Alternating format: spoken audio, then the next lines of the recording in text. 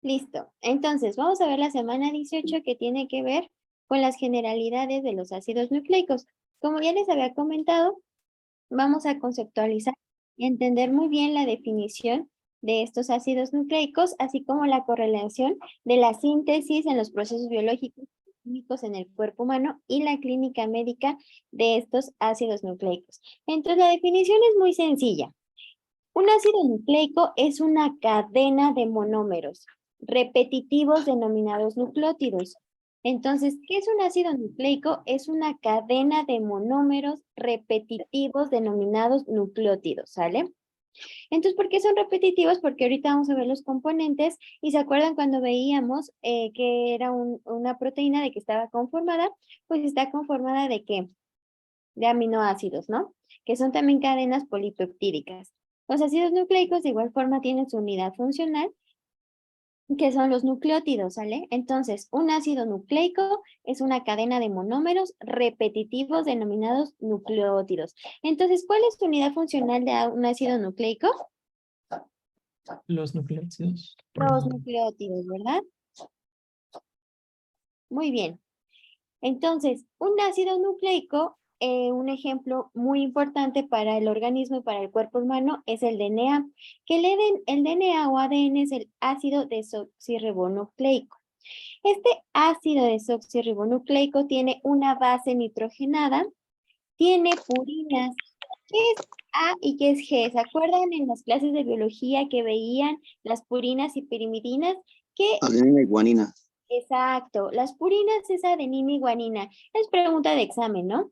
Un ejemplo de purina es una adenina o una guanina. Esas son las purinas, adenina y guanina. Y las pirimidinas es ¿qué es T y qué es C? Timina y citosina. ¿Cómo? ¿La T cuál es? Es timina y Timina. citosina. ¿Timina? La T sí. La T es timina y la otra ¿cuál es? Citosina. Citosina, ¿verdad? Oigan, ¿y el uracilo está en el cuerpo humano? Sí, pero está en el RNA. ¿Está qué? En el RNA sustituyendo a la timina.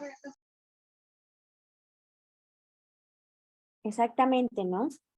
Entonces, purinas, adenina y guanina, pirimidinas, timina y citosina. Otra vez, purinas, adenina y guanina y pirimidinas son timina y citosina, ¿va? ¿Hasta aquí tenemos alguna duda? No, doctora, todo está bien. No, doctora. Ok, entonces, estructura del DNA. Tiene una base nitrogenada.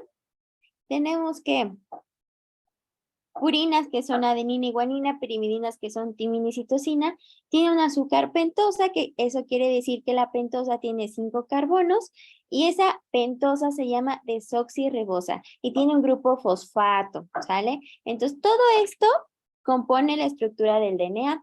Tiene un azúcar pentosa que se llama desoxirribosa y es pentosa porque tiene 5 carbonos y un grupo fosfato, ¿sale? Una base nitrogenada, ¿no? Las purinas son adenina y guanina y pirimidinas que es timina y citosina. ¿Sale? Ok. La estructura del RNA. De igual forma es un monocatenario, tiene una pentosa, pero esta pentosa se va a llamar ribosa. Como ya había dicho Paclán, en el RNA tenemos uracilo y en el DNA ¿qué tenemos? ¿Quién sustituye al uracilo? La timina. La timina, ¿verdad? Y entonces el RNA tenemos 3 RNA importantes para la síntesis de proteínas, que es el RNA mensajero, el RNA ribosomal y el RNA ¿de qué? De transferencia, ¿no? ¿Sí? Sí, doctora. Muy bien. ¿Estás en 2 dispositivos? Bueno, ahorita que me conteste. Ok, va. ¿Hasta aquí tenemos alguna duda? No, doctora. No, todo está claro. Entonces, pregunta de examen.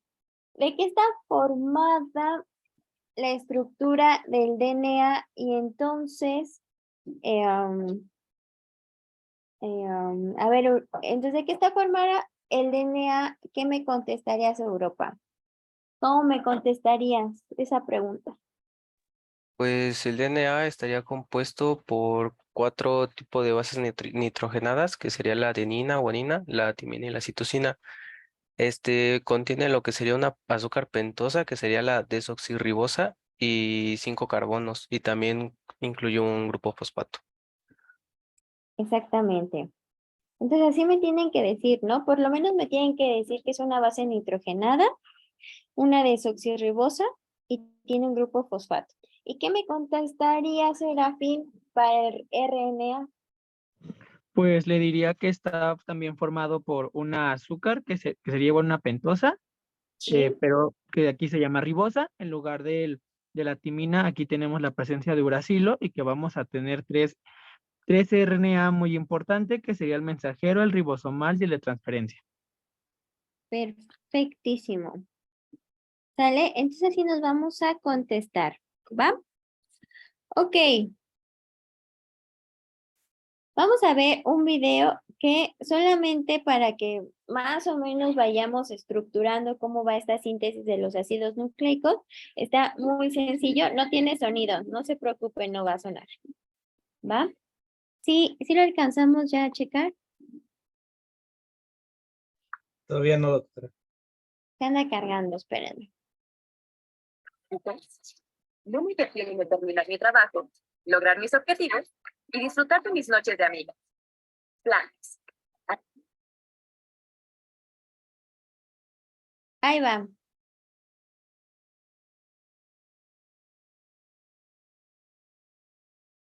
Doctora, seguimos viendo la presentación.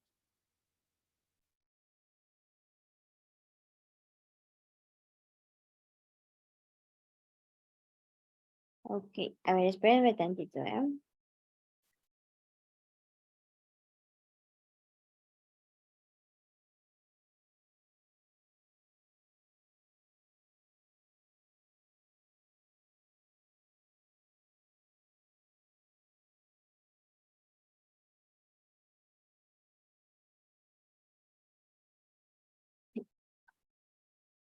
¿No se ve YouTube?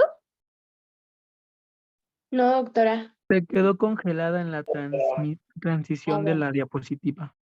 ok, voy a volver a compartir. ¿Ya se ve? Ya, Sí, ahora sí. doctora. No tiene sonido, ¿eh? Entonces los voy a ir platicando.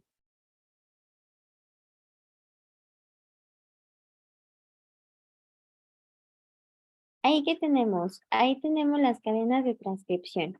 Y tenemos que un ribonucleótido, ¿no? Entonces ahí se van a ir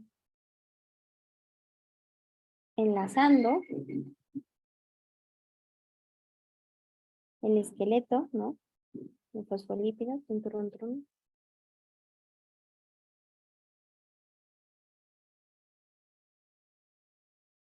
Y diría un doctor muy, muy amigo mío que dice, entonces toda la Mickey Mouse se está sintetizando, ¿no? El RNA, la transcripción del RNA.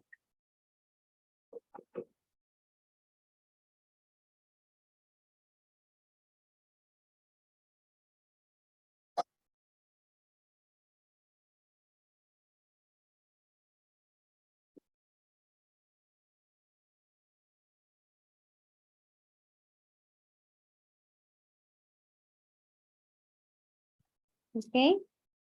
Bueno.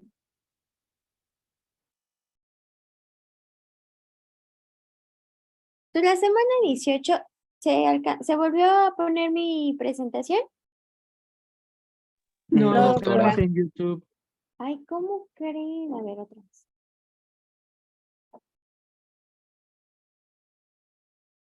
Listo. ¿Ya se ve? Ya, doctora. Sí, Ya. ahora sí. Ok. Este,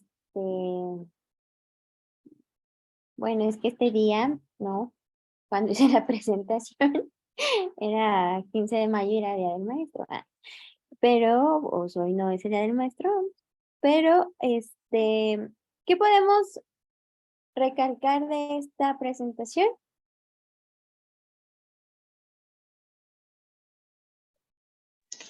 Lo de la herencia, ¿no? Del DNA. Ajá, lo más importante de aquí es conocer, ¿no? Los ácidos nucleicos, que al final del día son dos, o por lo menos son los más importantes, que es el ADN y el RNA, de que están conformados, y ahorita ya vamos a empezar con lo bueno, ¿no? Aquí solamente eran los conceptos. ¿Va? Entonces la semana 18 es realmente muy sencilla.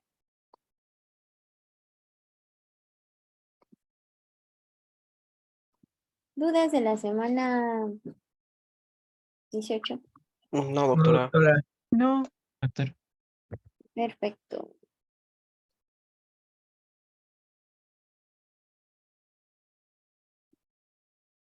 Entonces vamos a ver la semana 19, ¿va?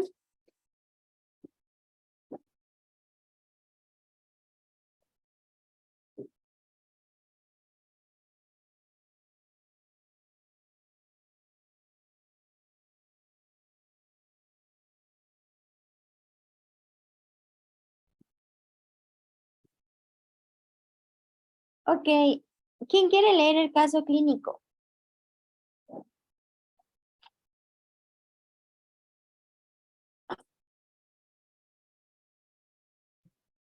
Si gusta, yo la puedo leer, doctor. Bien, Ok, Alberto, sí, muchas gracias. Juan Carlos. Caso clínico. Es un Ah, hombre de Juan Carlos. 45 Es que, años. perdón, es que Alberto levantó la mano, pero sí, échale, Juan Carlos. Ok, está bien, gracias. ¿Eres Monterrey? Sí, el mismo. Ok, Juan Carlos, ya. Ok, caso clínico. Es un hombre de 45 años de edad con hipertensión pulmonar severa de 18 años de evolución que se está tratando con furosemida, espironolactona y sildenafil. Se presenta al servicio de urgencias por presentar dolor en rodilla derecha de varias horas de evolución, así como tumefacción, eritema e hipertemia de la misma. El dolor incrementó al ingerir 1 gramo de aspirina como analgésico. El paciente refiere haber presentado episodios parecidos en 3 ocasiones de menor intensidad. Signos vitales dentro de parámetros normales. En la punción articular se encuentran leucocitos de 1500, Ajá, de 1500 y cristales en forma de aguja con birrefringencia negativa. ok. Birrefringencia negativa. Birrefringencia negativa. Entonces, ¿cuál es el diagnóstico más? Gracias, Juan Carlos. ¿Cuál es el diagnóstico más probable? Osteoartritis, gota, artritis séptica y pseudogota. Estamos hablando del metabolismo y degradación de los ácidos nucleicos, no lo pierdan de vista. Entonces, este es un paciente que tiene 45 años de edad y que tiene hipertensión pulmonar. En resumen, la hipertensión pulmonar se encharcan los pulmones, tiene mucha agua en los pulmones, y entonces obviamente no podemos tener toda esta circulación pulmonar en donde se tiene que eliminar el sobrenadante. Por eso le dan furosemide, porque la furosemide es un diurético de asa que tira, que tira potasio y sodio. La espironolactona que tira potasio y el sildenafilo que es un vasodilatador, ¿no? Entonces, eso es como sus antecedentes de importancia, pero no es el padecimiento actual. El padecimiento actual dice que presenta un dolor en rodilla derecha de varias horas de evolución, así como tumefacción. Tumefacción es que está gordo, no está edematizado, está eritematoso, está rojo, y hipertermia de la misma, o sea, aumentó la temperatura en esa rodilla derecha. El dolor se fue incrementando al ingerir 1 gramo de aspirina como analgésico, o se hace como la aspirina le tenía que haber quitado el dolor y aumentó el dolor, ¿no? El paciente refiere haber presentado episodios parecidos en 3 ocasiones de menor intensidad. O sea, este tipo de dolor localizado en rodilla derecha y así ya los ha tenido ocasionalmente. Los signos vitales no son relevantes, todo está normal. Entonces le hicieron en urgencias seguramente, porque estos pacientes siempre van a urgencias. casi siempre en la madrugada les da este dolor.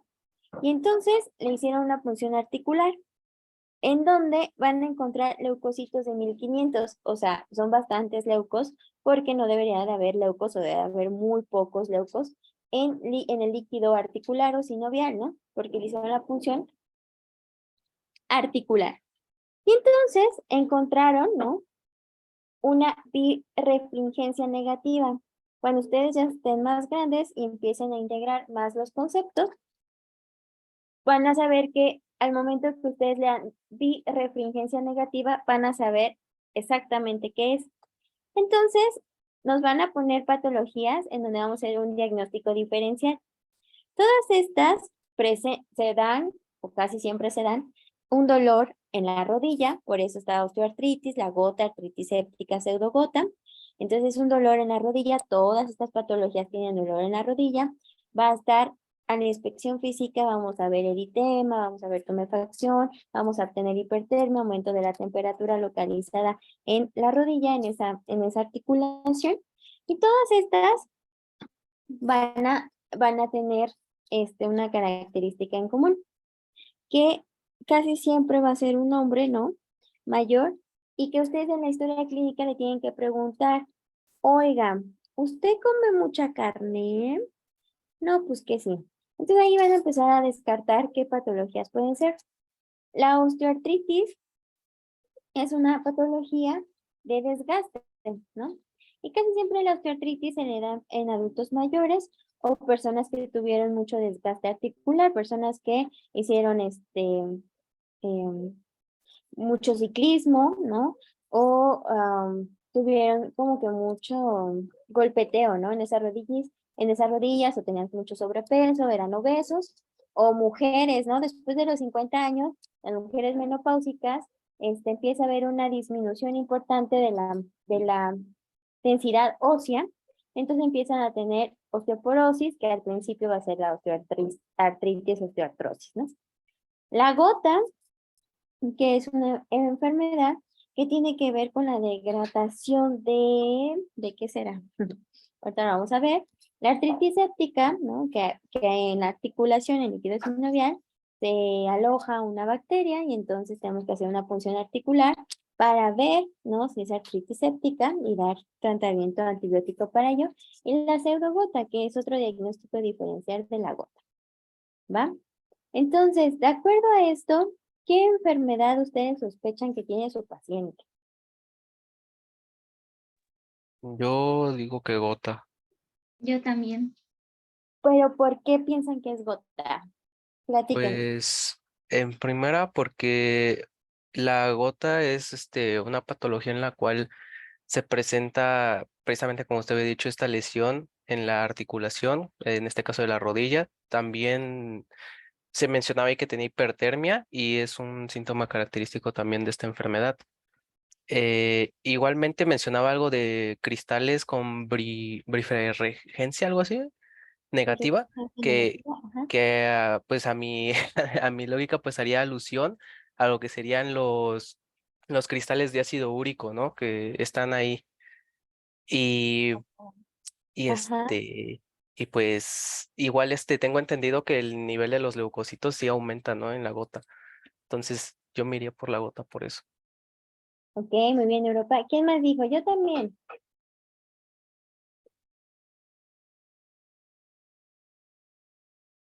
¿No? Yo también. ¿Por qué Esme? Platícame. Justo por lo mismo que menciona Europa, porque, bueno, la gota se caracteriza justamente de- por demasiado ácido úrico que se va a cristalizar y deposita en las articulaciones. Y aparte usted mencionó que en la historia clínica, bueno, es importante preguntar si comen mucha carne y justamente la gota, una de las características de los pacientes es que ingieren muchas carnes rojas. Y bueno, a mí se me quedó esta enfermedad porque antes los reyes eran a los que les daban esta enfermedad porque ellos eran los únicos que tenían acceso a carnes, principalmente carnes rojas. Entonces ellos eran los que padecían gota. Exactamente, muy bien, Esme. ¿Y quién me puede platicar algo de la pseudogota? ¿Qué es la pseudogota? ¿Nadie leyó por ahí la pseudogota? Bueno, la pseudogota es cuando se depositan cristales de calcio en las articulaciones. Ajá. ¿Y cuál es o sea, cómo yo sé qué es gota y qué es pseudogota?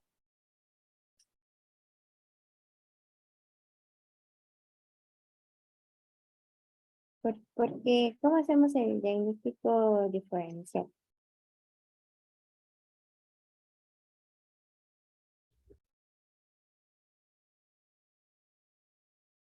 ¿No? No se ¿Puedes? preocupen. ¿Por la dieta? Por la dieta, si puede hacer. ¿Quién me iba a platicar? Sí, iba a decir que igual preguntándole al paciente si come mucha carne, muchas leguminosas y si dice que no come tanto, pues sería raro que tuviera gota, ¿no? Exactamente, sí, el diagnóstico diferencial, principalmente como todo en esta vida, lo vamos a hacer clínico, ¿no? Entonces hay que estar muy atentos al, a la historia clínica, ¿no? El paciente es un paciente hombre, porque casi siempre los hombres comen más carne roja, es un paciente gordito casi siempre, y obviamente con malos hábitos, ¿no? No hace ejercicio, come mucha carne, fuma, toma y entonces tiene sobrepeso, ¿no? Y seguramente ese paciente pues va a tener gota, porque la pseudogota, como ya dijo, no me acuerdo quién, son depósitos de pirofosfato de calcio y la gota son depósitos de ácido úrico. De ácido Ácido úrico. úrico, tiene hiperuricemia en sangre, ¿va? Muy bien. Entonces, el diagnóstico es la gota. Muy bien.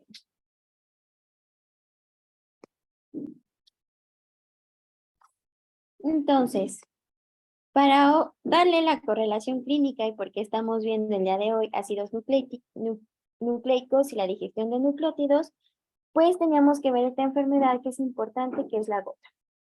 Ok, la digestión de los nucleótidos. Los tejidos normales del ser humano pueden sintetizar purinas y pirimidinas. Entonces, ¿quiénes son las purinas? Adenina y guanina. Adenina y guanina. ¿Y las pirimidinas son? Imina, citosina. Imina y citosina. Y uracilo está en RNA. ARN. ARN. Muy bien. A partir de intermediarios anfibólicos. ¿Qué es anfibólico? ¿Qué entienden por anfibólico? ¿Qué es esa palabra?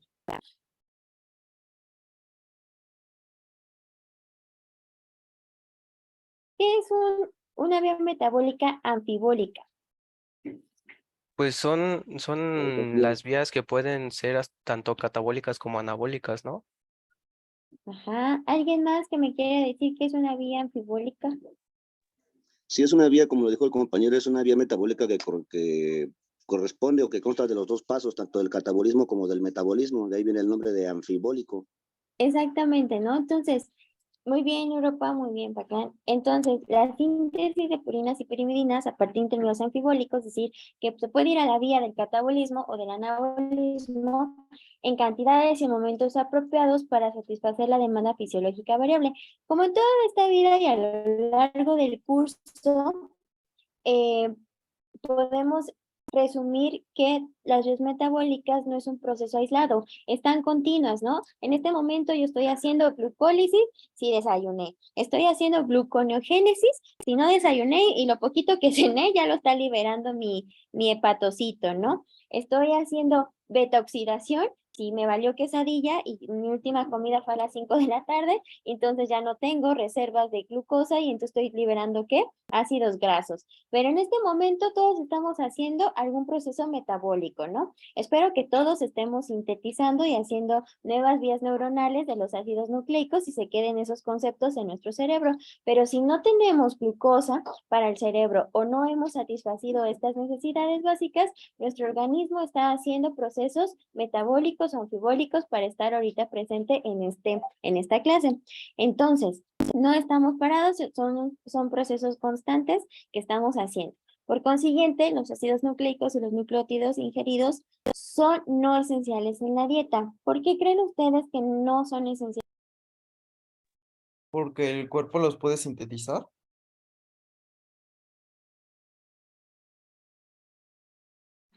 ¿Mande? Digo, porque el cuerpo los puede sintetizar. Ajá. ¿Y cómo los puede sintetizar, Johan? ¿A partir de qué es la materia prima? Mm, puede ser de proteínas, ¿no? Ajá. Porque, ¿qué es cómo está formado el ácido nucleico? El ácido nucleico está formado por nucleótidos, ¿no? Que están formados a su vez por una base nitrogenada, eh, una azúcar y un grupo Ajá. fosfato. Y esa materia prima la tenemos porque los fósforos, por ejemplo, lo ocupamos para ¿qué? Los fosfolípidos, ¿no? Las azúcares las ocupamos para, tenemos hasta la vía de las pentosas, ¿no? ¿Se acuerdan que les dije que la checaran? Y una base nitrogenada, que su esqueleto que es, Carbono. y, y nitrógeno, ¿no? Que es un Claro. elemento esencial ahí que vive, ¿no? Entonces podemos agarrar la materia prima y podemos sintetizar sin problemas un ácido nucleico, ¿va? Entonces por eso son no esenciales en la dieta.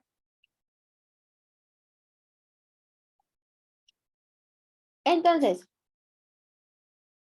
la biosíntesis de nucleótidos de purina consta de 3 procesos que contribuyen a la biosíntesis de nucleótido purina son en orden de importancia decreciente. 1. Síntesis a partir de intermediarios anfibólicos, síntesis de novo. 2. Fosforribosilación de purinas. Y 3. Fosforilación de nucleósidos de purina. ¿Alguien leyó algo de eso? De todas formas, ahorita vamos a ver la biometabólica. ¿Pero alguien leyó algo de eso?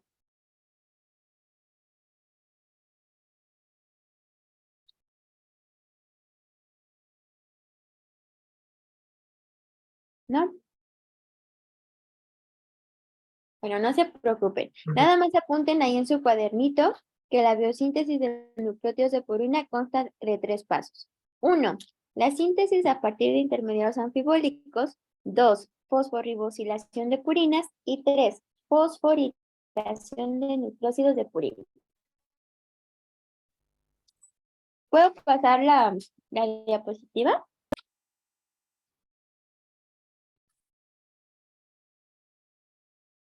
Sí. Ok, gracias. Entonces, vamos a ver la biosíntesis de nucleótidos de purina. Permítanme tantito.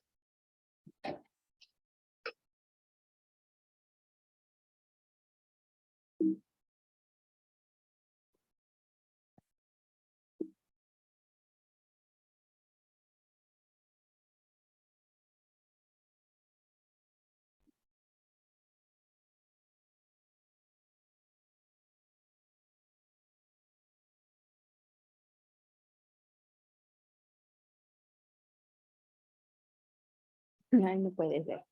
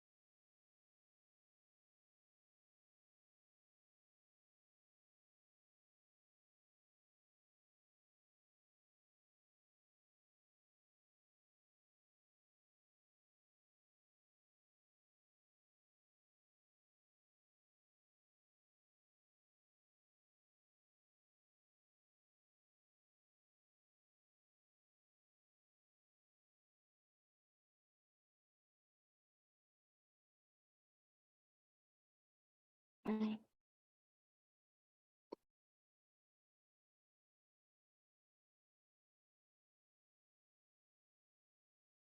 ¿Ya ven mi pantalla? Sí, doctora. Sí. Ok. La hoja está lateralizada y creo que no la puedo cambiar de posición.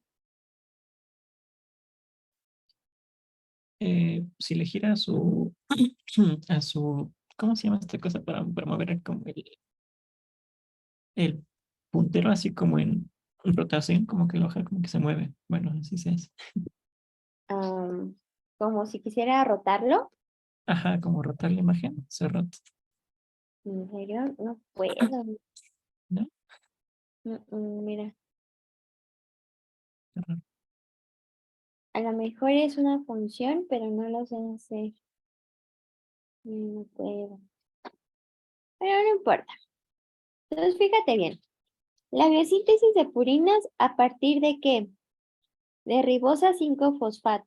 ¿Sí lo ven? Sí, Ribosa, ribosa 5-fosfato con esta enzima, que es PRPP sintasa, nos va a dar ¿qué? Fosforribosil pirofosfato. Y aquí gastamos ¿qué? Un ATP, ¿no? Y tenemos al magnesio como coenzima. Luego, fosforribosil pirofosfato nos va a dar 5-fosfobeta de ribosilamina. ¿Con qué enzima? Con PRPP glutamil amidotransferasa. Y acá se utilizó glutamina y nos dio glutamato. Se introdujo una molécula de agua y se liberaron grupos fosfatos, ¿no? Luego, 5-fosfobeta de ribosilamina nos va a dar glicinamina ribosomil 5-fosfato. Y aquí, ¿qué pasó? Aquí glicina, también se ocupó magnesio, se ocupó un ATP. Y si ustedes se dan cuenta, en general, se está configurando tridimensionalmente esta azúcar, esta pentosa, ¿no? Luego, formiltransferasa nos va a dar formilglicinamida ribosil 5-fosfato. Y aquí se metiló este asunto, ¿no? Por eso nos dio esto de formilglicinamina ribosil 5-fosfato. Luego, tenemos una sintetasa y nos va a dar ¿qué? Formilglicinamida ribosil 5-fosfato. Luego entonces, otra vez llega la sintetasa y nos va a dar aminoimidazol ribosil 5-fosfato. Luego se descarboxila, ¿no? Entonces, todas estas reacciones se agregaron y se quitaron grupo fosfato, se empezó a hacer la pentosa tridimensionalmente y acá se carboxila, ¿no? Entonces, la carboxilasa nos va a dar aminoimidazol carboxilato ribosil 5-fosfato porque se empieza a carboxilar, ¿no? Luego tenemos otra sintetasa y nos va a dar ¿qué? Aminoimidazol succinil carboxamida ribosil 5-fosfato, ¿no? Llega otra enzima, ¿no? Aparece acá el fumarato y nos da adenilsuccinasa, ¿no? Y luego entonces se sintetiza aminoimidazol carboxamida ribosil 5-fosfato. Llega otra enzima llamada formiltransferasa, ¿no? Que va a transferar grupos folato. Ah, eso sí, ahorita me acuerdan de los grupos folatos del metotrexate, ahorita me acuerdo, para platicarles algo. Luego, formimidazol, carboxamida ribosil 5-fosfato, nos da IMP ciclohidrolasa, y luego tenemos inosina monofosfato, y al final del día, ¿qué nos tiene que dar? Esto, ¿no?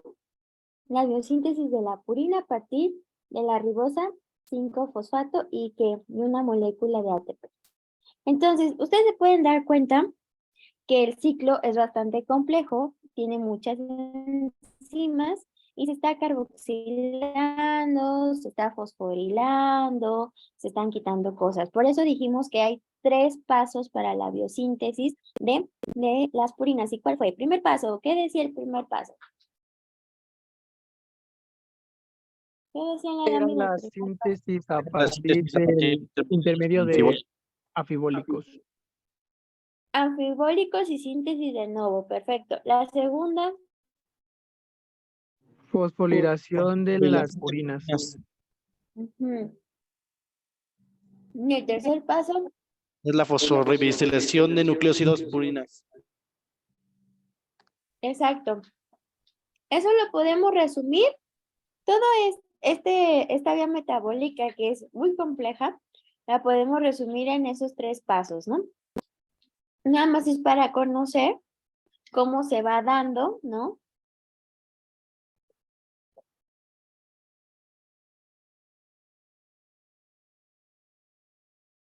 O sea, no se asusten, no lo tenemos que aprender. Nada más hay que conocerlo, ya lo repasamos, ya lo conocimos. Hay que saber de esos 3 pasos y que la síntesis de las purinas es a partir de ¿qué?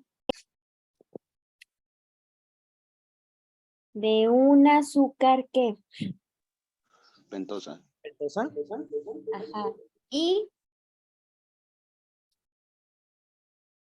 un ATP, ¿no? Todo empezó con ¿qué? La biosíntesis de las purinas, ¿cómo fue? ¿Cómo fue la síntesis de las purinas? ¿A partir de qué se sintetizó la purina? Fue a partir de la ribosa 5-fosfato. Exacto, a partir de la ribosa 5-fosfato y una molécula de ATP, empezó la biosíntesis de la purina y acuérdense de estos 3 pasos y ya con eso estamos bien, ¿va? Ahora vamos a ver el catabolismo de las purinas.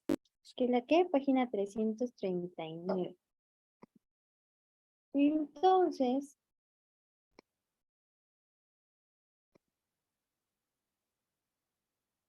el catabolismo de las purinas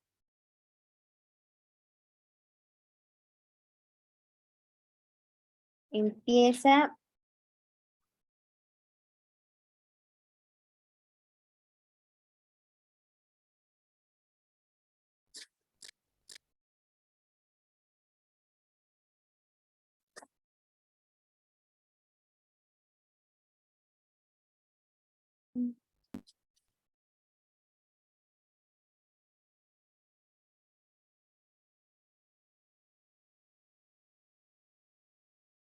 ok. ¿Qué son las purinas? ¿Cuáles fueron las purinas? Las purinas fueron la adenina, guanina. Exacto. Entonces, vamos a ver cómo se cataboliza. Aquí está la adenosina. Con la enzima adenosina desaminasa, o sea, va a desaminar, va a quitar un grupo amino, nos va a dar inosina. Inosina, a su vez, ¿qué? Nos va a dar, empieza aquí otro sustrato, ¿no? Que es guanosina. Inosina, guanosina. Tenemos una enzima, que es ¿qué? Nucleósido purina fosforilasa, es decir, quita el grupo fosfato y nos va a dar ribosa 1-fosfato. Ribosa 1-fosfato, si se va para acá, va a ser una hipoxantina. Y si se va para acá, se va a llamar guanina. Luego, hipoxantina y guanina, ¿qué va a pasar acá? Acá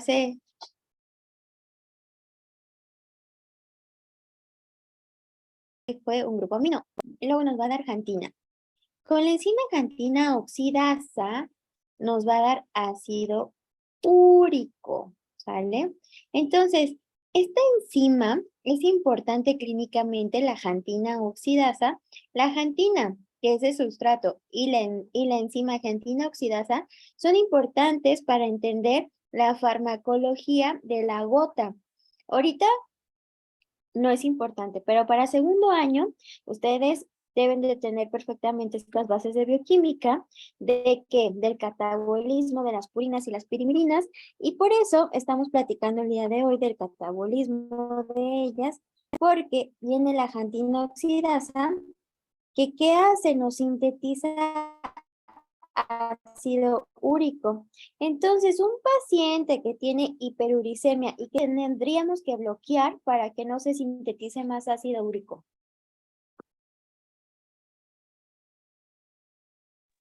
La xantina. Claro, la xantina oxidasa, ¿no? Entonces, si nosotros bloqueamos la síntesis de xantina oxidasa, no nos va a sintetizar ácido úrico y por lo tanto vamos a romper el catabolismo ¿de quién? Y las purinas. De las purinas, ¿no? Y entonces ese paciente ya no va a tener depósitos de ácido úrico. Entonces, el alopurinol, que es el tratamiento de excelencia que le damos a los pacientes gotosos, inhibe la síntesis de xantina oxidasa. Y por eso estamos viendo en la de hoy el catabolismo de las purinas y las pirimidinas. ¿De acuerdo? ¿Cómo Esa dijo es que se llamaba el medicamento, doctora? alopurinol. Gracias. ¿De qué? Entonces,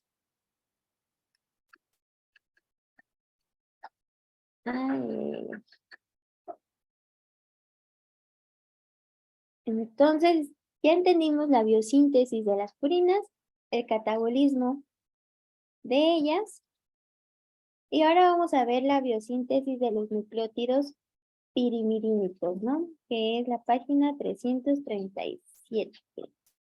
¿Hasta aquí tienen alguna duda? No, doctora. O sea, yo sé que está complejo, ¿no? Pero sacando los puntos relevantes, creo que sin problema, ¿no?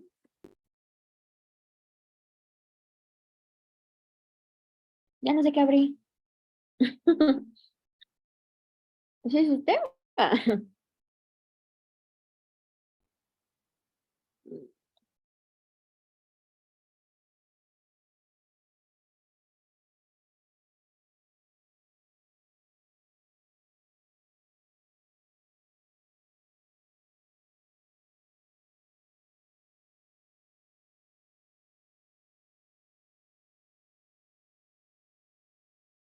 Ok, so ahora vamos a platicar cómo se van a sintetizar las pirimidinas, ¿no? Entonces, ¿las pirimidinas cuáles son? Timina, citosina. Timina y citosina. Timina y citosina, ¿verdad?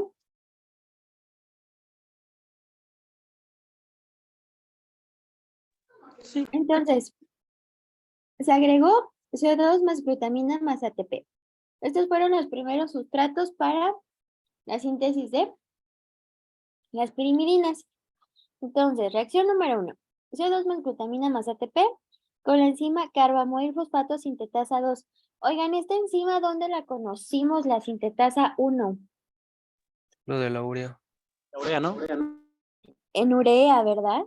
¿Y ustedes por qué creen que por aquí se parezca mucho esta enzima?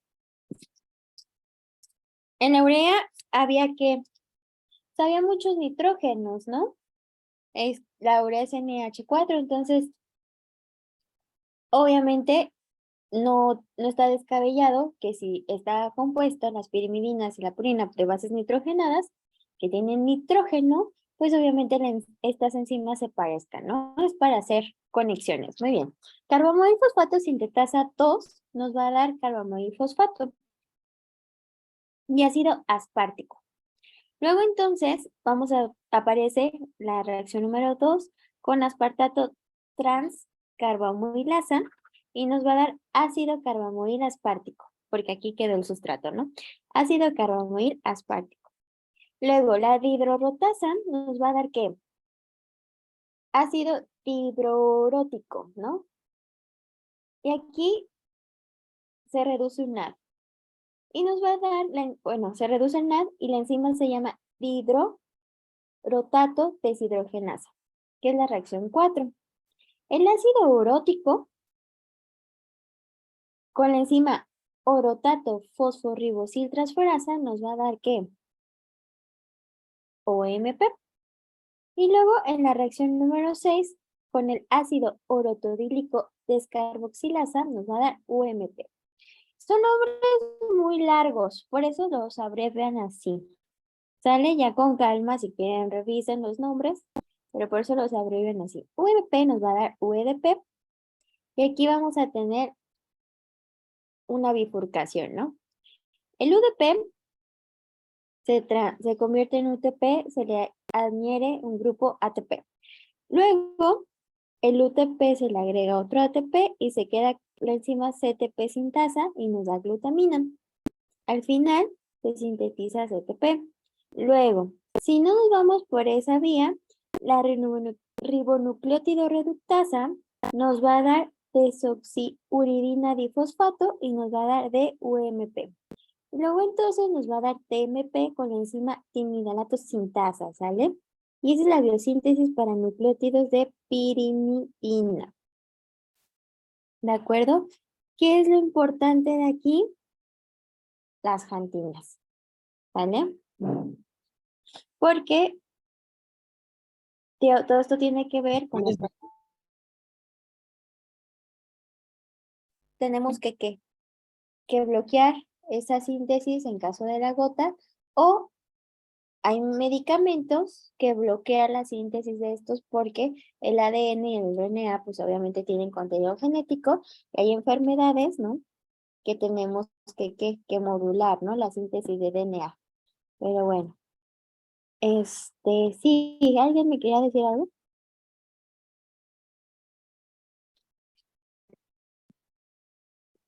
¿No?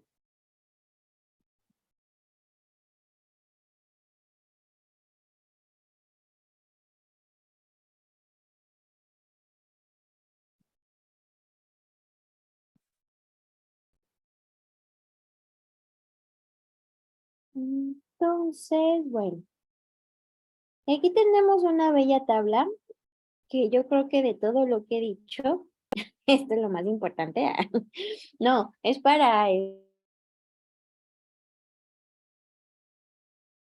Entonces, fíjate bien, los trastornos metabólicos del metabolismo de purina y de pirimidina, por lo menos los más relevantes, o lo que de bioquímica, donde es nuestra referencia bibliográfica para esta semana, son.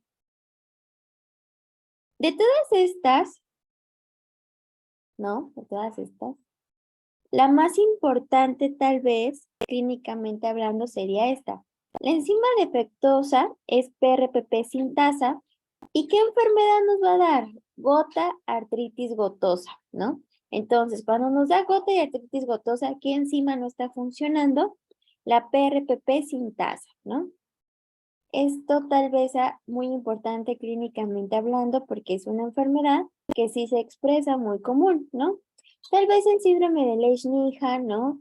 O algunos otros trastornos existen, obviamente, pero son menos comunes.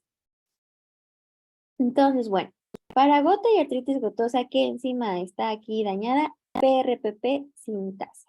Y esto tiene que ver con el metabolismo de las purinas, ¿de acuerdo?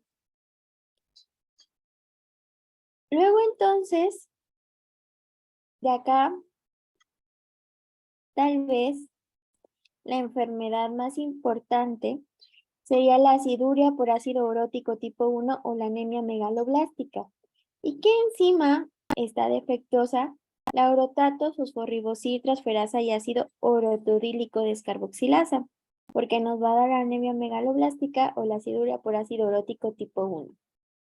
Y aquí es la síntesis ¿de qué? De las pirimidinas. Esta tablita es importante, hay que repasarla, hay que aprendérnosla. Tal vez esta y esta serían las más importantes y lo dividen en purinas y pirimidinas porque es más estructuralmente no lo aprendemos así, ¿no? Primero purinas y después pirimidinas. Vimos el metabolismo y el catabolismo, el anabolismo y el catabolismo, ¿ok? Entonces, esto es la relevancia clínica, ¿sale? Ahora,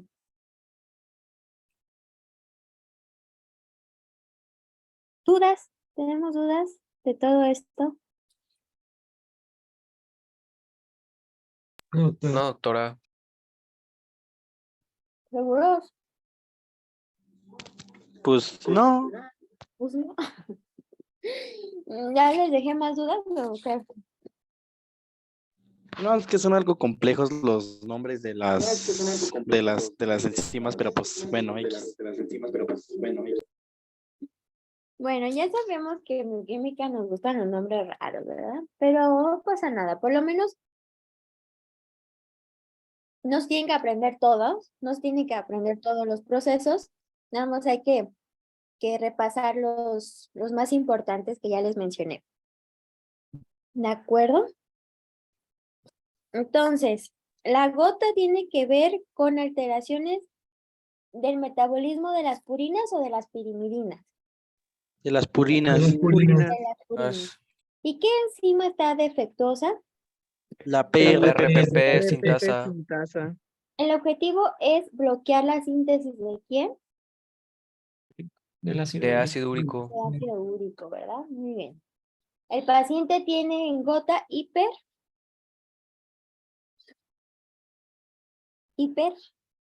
Urinemia. hiperuricemia, ¿no?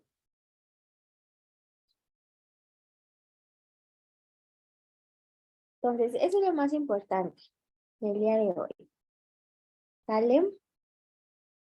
Entonces, en general, si nos aprendemos la definición de un ácido nucleótido, la unidad funcional de ellos, qué componentes o cómo está conformada el DNA y la RNA, las enzimas o lo que les dije que son puntos clave, creo que no hay problema, ¿no? La enfermedad, ¿no? Más importante que vimos hoy, que es la gota.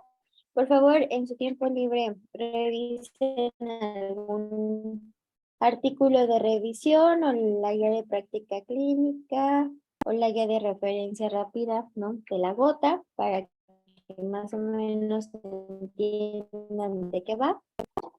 Y pues creo que será todo. ¿Quién quiere leer para terminar hoy nuestra clase? ¿Quién quiere hacer la lectura del día de hoy? Luis Alberto. Ah, caray, ya te la quité, Luis Alberto. Ya ves, tienes mala suerte. Ya, listo, listo. Vas.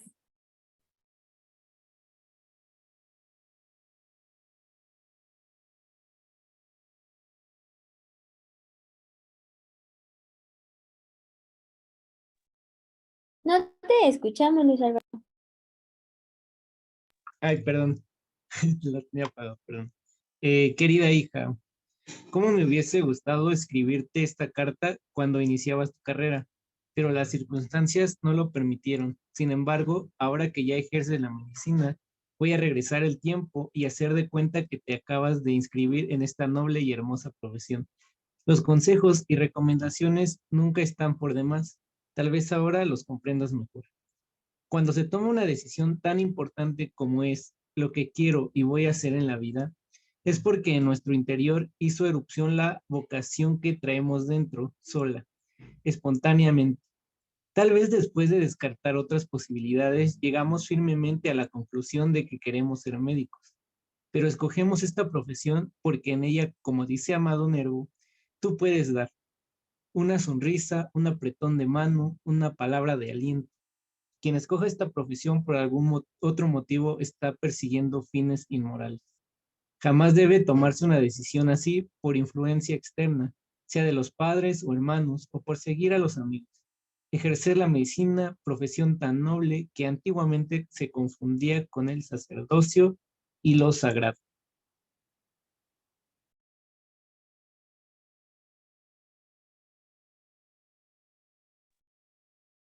Gracias, Luis Alberto. ¿Cómo se llama el doctor? Jaime Manuel Calderón Guzmán. Entonces, este libro se llama Cartas a a los jóvenes médicos mexicanos, algo así. El punto es que a lo largo del año les pongo como a todos los médicos más, pues a lo mejor, si algunos no fueron los más destacados, pero tuvieron una gran vocación o hicieron algo trascendente para la medicina en México. Entonces, estaría bien padre que en sus tiempos libres consiguieran este libro para que se inspiren en seguir estudiando medicina. Bueno, pues cuídense mucho, doctores. Les subo la clase y nos vemos el Doctora, próximo viernes. Mande. una pregunta. ¿Ahorita usted ya tendría alguna idea de la evaluación? Ok. De la evaluación, pues los tengo que... espérame.